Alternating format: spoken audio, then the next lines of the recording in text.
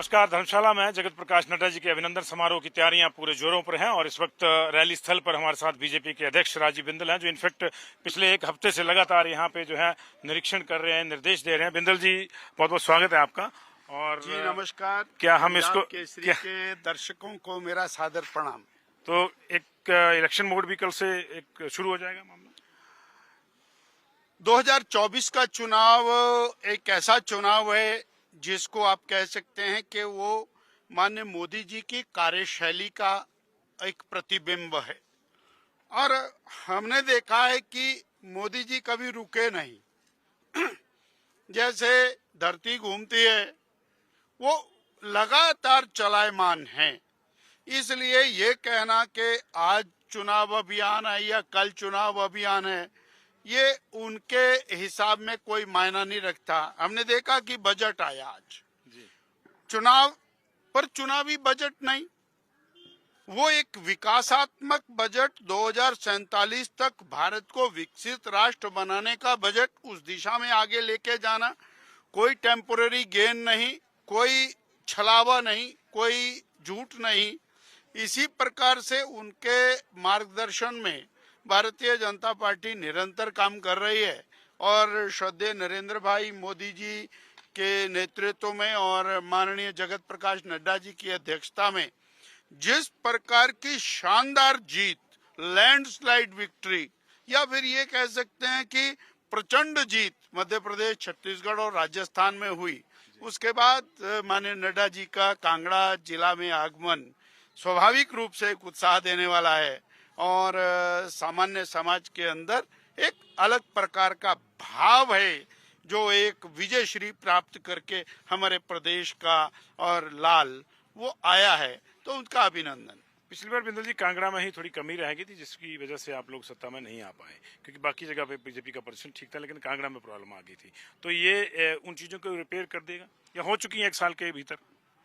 2022 और 2024 बहुत अंतर है, क्योंकि 2022 में कांग्रेस पार्टी ने जो चुनाव गिमिक्स की, वो हिमाचल प्रदेश के जनमानस को, और उन्होंने ये कहा जा सकता है कि पूरी तरह से धोखा दिया और उनको कहा कि ठीक है, बीजेपी ने जो किया सो किया, हम तो आपको हर चीज मुफ्त में देने वाले, 1 लाख नौकरियां पहली कैबिनेट में दे देंगे। अरे भाई, आप इतने जमाने से हिमाचल में सत्ता में हैं, 1 लाख नौकरियां पहली कैबिनेट में दे देंगे। नौकरियां देने वाला संस्थान बंद कर दिया आपने, नौकरी तो क्या देनी थी। पिछले 14 महीने में एक भी नौकरी नहीं दी आपने। रोजगार 1 महीने के लिए बोला था बंद।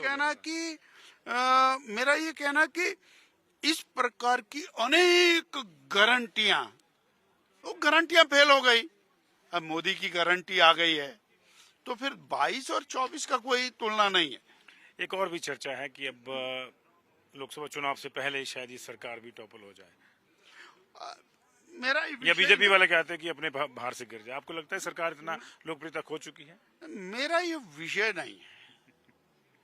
लोकप्रियता का जहां तक सवाल है, लोकप्रियता खोना और बात है, ये अलोकप्रिय हो गई है। मैं आगे बढ़ रहा हूं, एक स्टेप और आगे चलेगी। हाँ, लोकप्रियता खोना, कभी भी आपको जमाना हो गया हिमाचल में पत्रकारिता करते, 1 साल के अंदर लोग सड़कों पे कभी नहीं उतरते। हिमाचल का बंदा तो बोलता है कि ये पछाड़ते हैं मेरे को, मैं नहीं जाता सड़क के ऊपर, और वो सड़क पे उतरा है। आज आप ही के अखबार में एक रिपोर्ट लगी है, मैंने देखी है कि वो जो कर्मचारी हैं वो रजाई निचोड़ रहे हैं बर्फ में, पर फिर भी धरने के ऊपर डटे हुए हैं। Never in the history of Himachal Pradesh कि 1 साल की सरकार के बाद इस प्रकार के धरने प्रदर्शन हो रहे हों।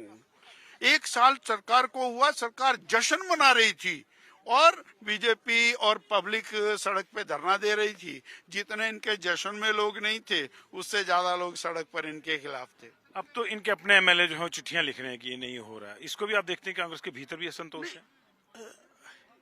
बात ये है, मैं विधायक रहा हूं, मेरी जनता अगर जो मेरे को कोसने लग जाए कि काम नहीं हो रहा, मेरी जनता बोलने लग जाए कि सड़क मिट्टी से गड्ढे भरे जा रहे हैं, मेरी जनता मेरे को बोलने लग जाए कि भाई स्कूल बंद कर दिया, अस्पताल बंद कर दिया, डॉक्टर नहीं आ रहा, मास्टर नहीं आ रहा, तो मैं क्या करूंगा? Same is the case. जो जनप्रतिनिधि है, जनता की भावनाओं के हिसाब से चुन करके आया है, उसको तो काम चाहिए। और उसको केवल बीजेपी को गाली दे करके उसकी खुराक नहीं चलती है। अब इन्होंने 14 महीने बीजेपी को गाली दे करके बिता दिए, सत्ता में आए और इनको ऐसा भी नहीं लग रहा कि ये सत्ता में है, तो दोष बीजेपी के ऊपर। तुम काहे के लिए सत्ता में बैठे हो? अगर बीजेपी ने सब कुछ चलाना है तो आप काहे के लिए हो? और जो स्थितियां बिगड़ रही हैं वो बड़ी बेजा है।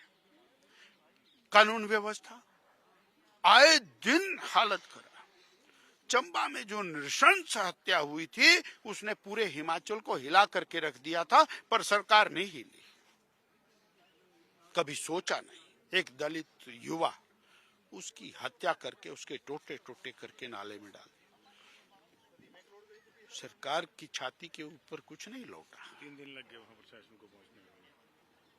और मुख्यमंत्री जी तो आज तक नहीं पहुंचे भाई, जिनके पास होम डिपार्टमेंट है, कहां पहुंचे? एंड चंबा से लेकर के सिरमौर तक सेम सिचुएशन।